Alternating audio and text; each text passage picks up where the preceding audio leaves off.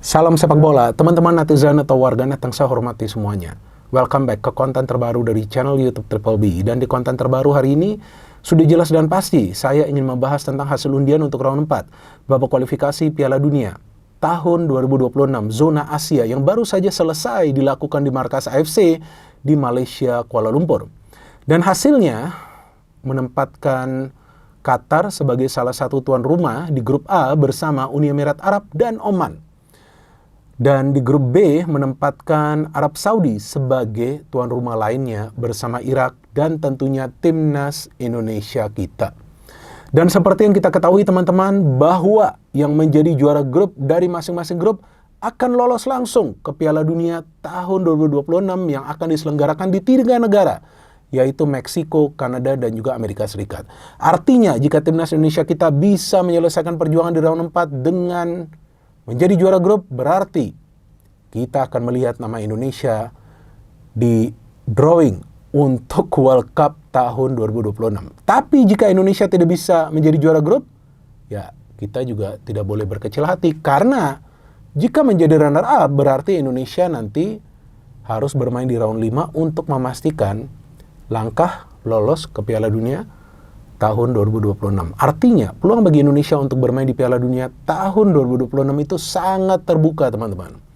Syaratnya seperti apa? Syaratnya, para pemain dari timnas Indonesia kita harus fokus 110% di atas lapangan.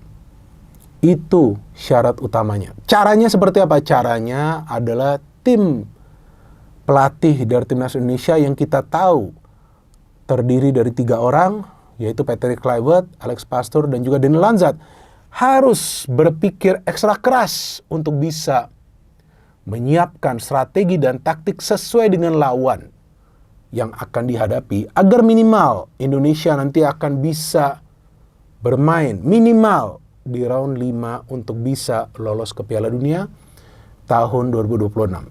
Dan memang tidak akan mudah bagi Indonesia untuk bisa lolos ke Piala Dunia, tapi peluangnya itu ada. Apalagi seperti yang kita ketahui teman-teman, sekarang timnas Indonesia kita itu dipenuhi oleh materi pemain yang mayoritas bermain di Eropa. Artinya kalau kita bandingkan materi pemain dengan Arab Saudi dan juga dengan Irak, ya sebetulnya nggak kalah juga materi pemain timnas Indonesia kita. Tapi yang bisa menjadi persoalan adalah 2 pertandingan di round 4 nanti yang Indonesia akan bermain lawan Arab Saudi dulu, jika saya tidak salah, pada tanggal 8 Oktober, kemudian 11 Oktober itu lawan Irak, akan dimainkan di Arab Saudi. Artinya secara tidak langsung Arab Saudi punya keuntungan sebagai tuan rumah. Dan timnas Indonesia kita di round 2 itu hanya bisa menang 1 kali, itu away di Vietnam dengan skor 0-3. Dan di round 3 tidak bisa menang di pertandingan away. Nah, ini bisa menjadi masalah karena 2 pertandingan di round 4 tersebut tidak akan dimainkan di tanah air. Karena kita tahu bahwa kalau dimainkan di tanah air, ya kemungkinan besar timnas Indonesia kita akan bisa meraih kemenangan. Baik lawan Arab Saudi dan juga lawan Irak. Dan kita juga tahu bahwa dari segi track record, memang Indonesia dalam 3 pertandingan terakhir lawan Irak selalu kalah. Tapi masa mau kalah terus? Sekarang kan pelatihnya juga sudah beda, iya kan? Nah, kita harapkan nih 3 pelatih ini bisa berembuk, kemudian carilah kelemahan dari Irak dan juga membenahi kelemahan dari timnas Indonesia kita agar bisa meraih kemenangan atas Irak. Walaupun kita tahu Irak adalah tim yang kuat, tapi jika mereka betul-betul adalah tim yang super kuat lah, katakan, seharusnya mereka kan lolos langsung ke Piala Dunia. Tapi kan enggak, mereka kembali bergabung dengan kita di round 4. Sebelumnya kan kita satu grup dengan mereka di round 2 dan sempat ketemu juga di Piala Asia Senior lalu kan pada tahun 2024 Januari kalau nggak salah. Dan Arab Saudi memang timnas Indonesia kita tidak terkalahkan di round 3, tapi ada tapinya lagi. Saat itu Indonesia dilatih oleh Shin Tae-yong. Nah, ini kan pelatih baru nih kita, Kluivert, yang baru juga menjadi pelatih sebanyak 4 pertandingan bagi timnas Indonesia. Yang hasilnya memang ada 2 kemenangan, tapi ada 2 kekalahan yang telak juga. Dan 2 kekalahan telak itu terjadi di pertandingan away.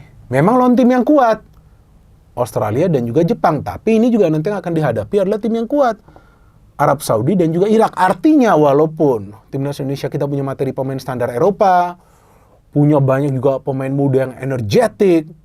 Namun sebaliknya, 3 pelatih inilah yang harus betul-betul memberikan sentuhan taktis bagi para pemain dari timnas Indonesia. Karena hanya taktiklah yang akan membuat timnas Indonesia kita mengalahkan baik Arab Saudi dan juga Irak.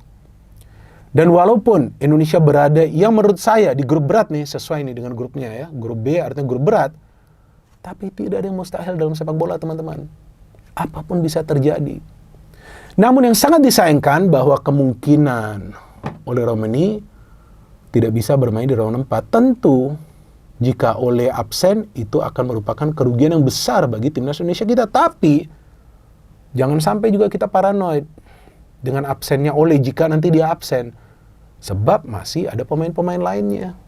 Kan masih ada juga Rafael Strijk, masih ada juga Marcelino yang bisa dimainkan di depan. Mungkin nanti ada Sananta lagi yang dipanggil, mungkin nanti ada Dimas Derajat, mungkin nanti akan ada pemain diaspora baru yang dinaturalisasi agar bisa membela timnas Indonesia senior. Mungkin juga nanti Jan Schraven yang dipromosikan dari U23 ke senior. Jadi masih ada juga pilihan lainnya jika oleh absen. Artinya memang dalam hal ini agar timnas Indonesia kita ini bisa lolos ke Piala Dunia diperlukanlah peran dari para pelatih. Dan saya dukung 1100% Patrick Kluivert, Alex Pastoor dan juga Dean Lanzat agar membawa timnas Indonesia kita lolos ke Piala Dunia. Dan saya pikir dari segi persiapan juga yang harus dimatangkan. Yang saya sayangkan bahwa FIFA Matchday nanti di bulan September mainnya tetap di Indonesia walaupun bukan di Jakarta. Rencananya kan di Surabaya. Itu yang saya sayangkan. Padahal sebaiknya itu dimainkan di luar Indonesia. Karena kan round 4 akan bermain seluruhnya itu kan di luar negeri, bukan di tanah air, akan dimainkan di Arab Saudi. Contoh Arab Saudi nih persiapan mereka sampai ikut Piala Emas. Yang di Amerika kan lumayan itu persiapannya. Jadi memang mereka betul-betul prepare. Nah bukan artinya timnas kita gak prepare juga. Tapi kalau mainnya di tanah air lagi saya pikir oke lah untuk memantapkan chemistry itu oke. Tapi dari segi atmosfer ya sama juga bermain di Indonesia. Namun saya pikir dalam hal ini juga tentu Patrick Kluivert harus sudah mulai bekerja mulai hari ini. Gak perlu tunggu besok lagi. Mulai hari ini. Dan juga saya harapkan bisa segera ke tanah air dan ya mulai mengikuti nih performa dari para pemain. Memang banyak juga pemain kita yang bermain di luar negeri kan bisa juga bagi tugas. Mungkin Alex Pastoor yang berada di luar negeri, Patrick Kluivert di tanah air atau mungkin sebaliknya. Biar bisa melihat kesiapan dari para pemain dan mungkin juga jika nanti ada pemain diaspora lainnya yang akan dinaturalisasi. Yang penting kan bagaimana menyiapkan tim secara baik supaya tim ini bisa bertarung secara taktis di round 4. Dan dalam hal ini saya pikir Qatar yang diuntungkan nih. Udah jadi tuan rumah, lawannya Uni Emirat Arab dan juga Oman. Meskipun gak ada jaminan Irak atau Arab Saudi bisa mengalahkan Indonesia. Tapi kalau dibandingkan Arab Saudi dan Irak ya tentu Uni Emirat Arab dan Oman ya itu lebih lemah. Artinya sebetulnya dalam hal ini Qatar yang diuntungkan sebagai tuan rumah di grup A. Seandainya Indonesia masuk di grupnya Qatar, kalau feeling saya itu peluangnya jauh lebih besar daripada berada di grup B. Tapi jangan salah, Indonesia itu kan di round 2 juga sebetulnya sudah berada di grup yang berat. Dengan adanya Irak, Vietnam yang sebelumnya sulit kita kalahkan. Ada juga kuda hitam Filipina, tapi kita bisa lolos ke round 3. Round 3 lebih berat lagi, Pak. Ada Australia, ada Jepang, ada Arab Saudi, ada Bahrain, ada China yang rankingnya semua di atas timnas Indonesia kita. Tapi bisa juga lolos ke round 4. Berarti bisa juga timnas Indonesia kita lolos langsung ke Piala Dunia. Dan yang saya harapkan cara bertahan dari timnas Indonesia kita pada saat bermain away, ini loh yang harus diperhatikan. Karena di round 3 itu pada saat bermain away, timnas Indonesia kita terlalu banyak kebobolan. Lawan Bahrain, kebobolan 2 gol. Lawan China, kebobolan 2 gol. Lawan Arab Saudi, kebobolan 1 gol. Lawan Australia, kebobolan 5 gol. Lawan Jepang, kebobolan 6 gol. Ini jumlah kebobolan yang sangat banyak di partai-partai tandang. Berarti kalaupun mau dipakai adalah strategi pragmatis, tetap cara bertahannya itu harus super solid. Supaya tidak memberikan ruang atau juga celah bagi para pemain tim lawan. Sebaliknya untuk cara menyerang, ini juga penting. Oke, seandainya Ole absen, siapapun yang bermain di depan itu harus mendapatkan yang namanya suplai bola, siapapun itu. Berarti lini tengah ini harus lebih kreatif, harus bekerja lebih keras untuk feeding bola ke lini depan. Kalau perlu dari satu peluang itu sudah mencetak gol. So memang ini bukan grup yang mudah bagi Indonesia, tapi selama ini memang nggak ada grup yang mudah bagi Indonesia. Jadi saya pikir ya kita sebagai supporter kita perlu support, kita perlu memberikan dukungan, dan juga ayolah jangan lagi lah perdebatan-perdebatan yang aneh atau membandingkan Patrick Kluivert dengan Shin Tae-yong pelatih sebelumnya. Ayo kita semua bersatu. Ya nanti kita tunggu hasilnya seperti apa, baru nantilah kita bisa memberikan komentar kita atau penilaian kita. Tapi sekarang kita perlu support. Meskipun saya tahu sudah banyak nih suara-suara nih di sosial media yang meminta agar PSSI mengganti pelatih. Gak bisa. PSSI sekarang sudah menunjuk Patrick Kluivert. Dan kita sebagai supporter kita perlu mendukung. Meskipun saya sebelumnya telah mengatakan dan saya masih konsisten dan konsekuen bahwa pelatih baru ini, saya masih menganggap pelatih baru Patrick Kluivert karena kan baru 4 pertandingan, harus membawa hasil bagi kita. Hasilnya itu apa? Yaitu lolos ke Piala Dunia. Ya karena timnya ini sudah bagus.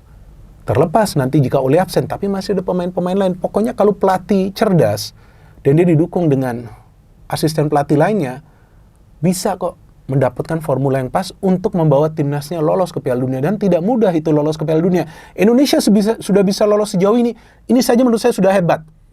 Ini sudah hebat sekali teman-teman. Karena baru pertama kali ada wakil dari ASEAN yang bisa lolos sejauh ini sampai ke round 4. Tinggal selangkah lagi. Berarti kita juga supporter harus ikut maju pemikirannya. Jangan dikit-dikit kita teriak-teriak di sosial media. Yang nggak perlu. Saya sebelumnya sudah mengatakan, ini Ole dapat tackle-tackle keras di Piala Presiden, ini fatal bisa akibatnya. Betul kan, fatal. Dia harus menjalani operasi dan untuk recovery butuh waktu yang lama, kan sayang. Tapi kalian kan tetap nggak setuju dengan saya. Kalian mengatakan itu resiko. Betul resiko. Tapi bukan berarti resiko dia mendapatkan perlakuan yang kasar seperti itu. Kan harusnya nggak boleh seperti itu. Apalagi Piala Presiden hanya turnamen pramusim. Disamakan pula dengan Musiala yang di FIFA Club World Cup. Padahal Musiala itu bukan di tackle tapi benturan dengan Donnarumma. Tapi oke lah, sekarang bukan saatnya kita ribut satu sama lainnya. Sekarang saatnya kita fokus bagaimana Indonesia bisa siap tempur untuk round 4 agar lolos ke Piala Dunia. Lagi-lagi saya ulangi, saya mendukung 1100% Patrick Kluivert dan kawan-kawan untuk membawa timnas Indonesia kita lolos ke Piala Dunia. Dan saya tetap berharap bahwa pelatih baru ini yang ditunjuk oleh federasi memberikan hasil agar kita semua bisa melihat timnas Indonesia kita, bisa melihat bendera Indonesia berada di salah satu venue dari Piala Dunia tahun 2026. Memang kita perlu percaya diri, tapi kita jangan sombong. Ya, itu satu hal juga yang perlu kita jaga. Kita jangan sombong. Lebih baik kita merendah untuk meroket. No hate, no politics, only football. Salam sepak bola.